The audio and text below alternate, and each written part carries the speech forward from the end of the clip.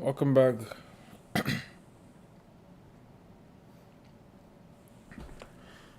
Welcome back, ladies and gentlemen, to the A-Star Investor Mentorship.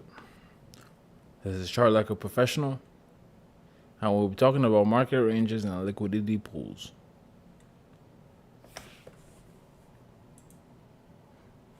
Where's liquidity on the chart? Well, before we talk about that, we have to reinforce the concept of order pairing.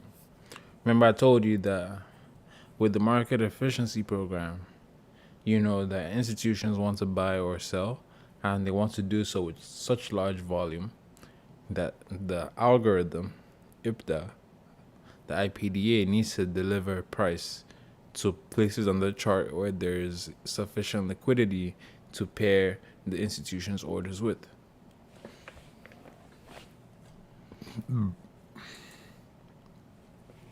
So from the market maker's point of view, they know that institutions aim to buy or sell the market with substantial amounts of capital. The problem is there aren't enough counter orders to pair with the institutions at the market. There's insufficient liquidity at the market. The IPDA is going to deliver prices to a certain level in areas where there's sufficient liquidity for big financial groups to pair their orders. So now I'm going to show you where the liquidity is on the chart. I'm going to show you where those price areas are that the algorithm is going to reach for and why it will reach for these areas.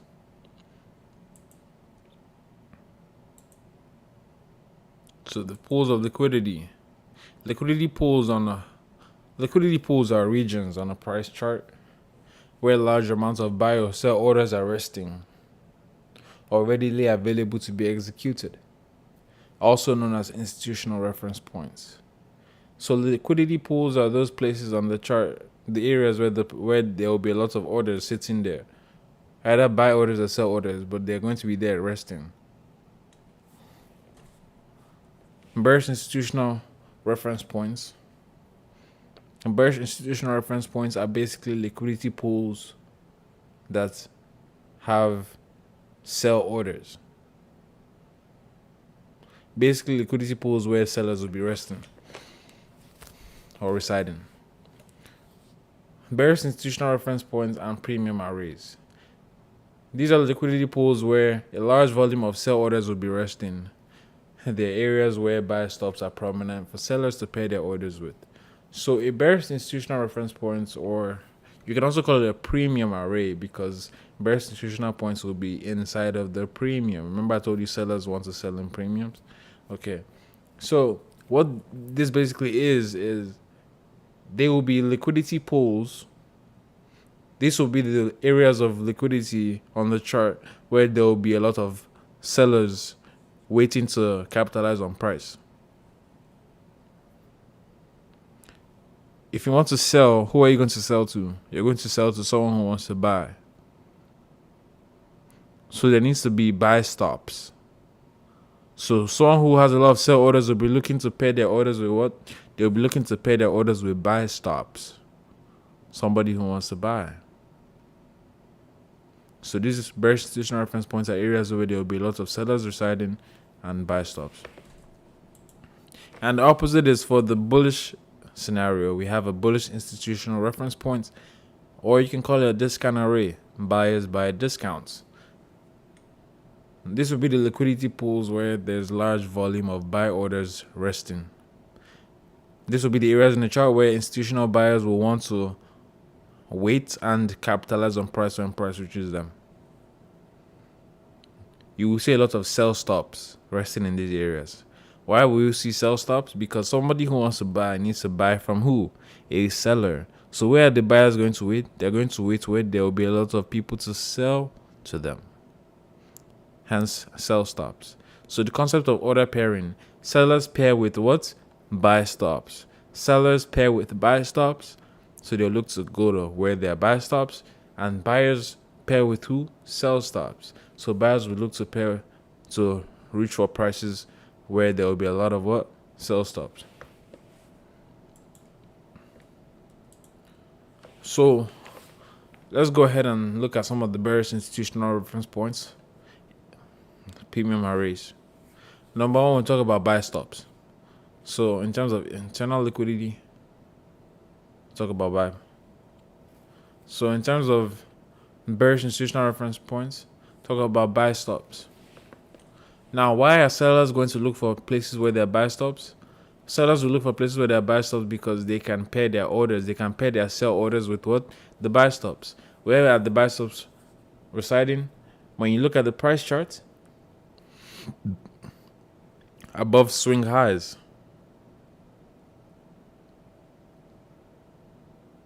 Above swing highs. Why? Every time price forms a high, individuals are going to sell that high.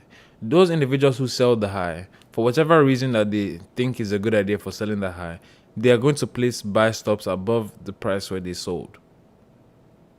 Protective stops, so that in case the market goes against them, they get out for a small loss and protect the capital. So now the market makers know that those orders are going to be resting there, and the market is going to eventually reach for above those highs where those stops are going to be resting. And if price is reaching for buy stops, who is going to pair with buy stops? Sellers. So above swing highs, above relative equal highs, whenever you see a price pattern, which I'll show you later on in the mentorship, called equal highs, where price reaches a certain level and reacts off of it, then comes back to that same level and reacts off of that same price point, or somewhere real close, individuals are going to sell that high, because that's what sellers do. Sellers sell the highs, and in selling the highs, they're going to place protective buy stops above the high. The market maker knows that, and because there's a large amount of institutions who want to sell the market but can't sell at the market, where is he going to deliver price to? He's going to deliver it to where there's liquidity in form of what? Buy stops. Where are the buy stops? The buy stops are above the equal highs. And lastly, trend lines. So whenever you draw a trend line, when a trend line is broken in a downtrend scenario, when the trend line is broken, price will often reach for the stops that are resting above that trend line.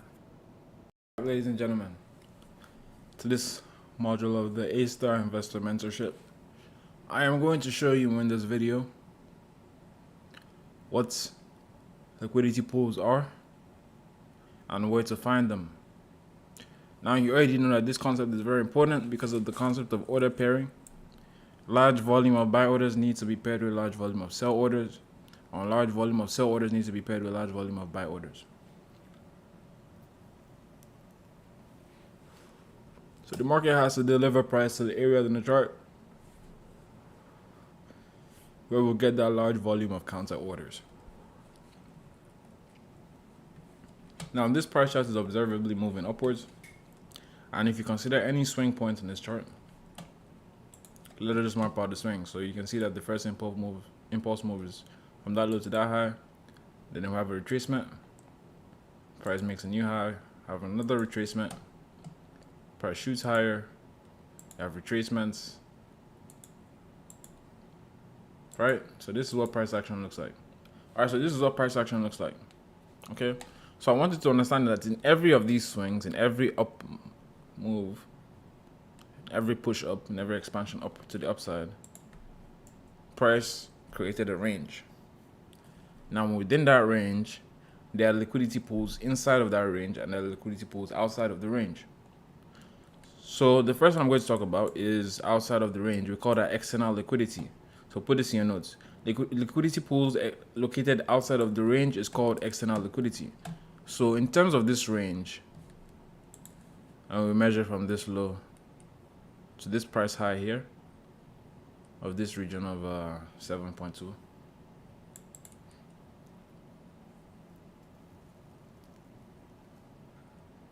We'll measure to that range. We're going to consider this range in price.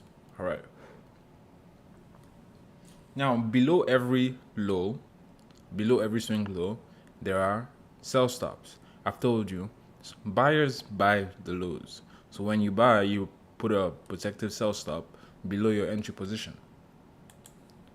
So there's liquidity in the form of sell stops. So these are sell orders resting in the market. Now you don't see these orders. You will not see these orders, but they are there and they're sitting on the order book. And they will be executed when price does get to that level. And above this high, you know that sellers sell the highs, right? So sellers will also place their own protective stop, which would be a buy stop. So their buy stop sitting above this high.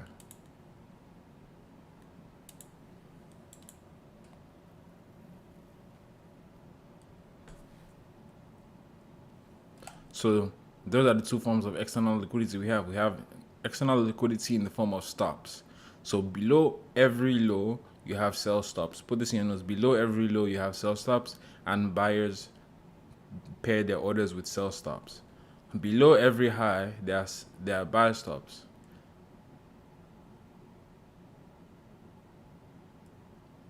And sellers can pair their orders with buy stops.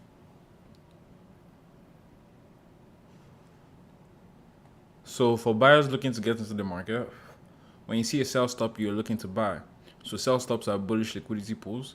And for sellers looking to get into the market, when you see a high form, you know that there are buy stops above it. You can sell to those buy stops.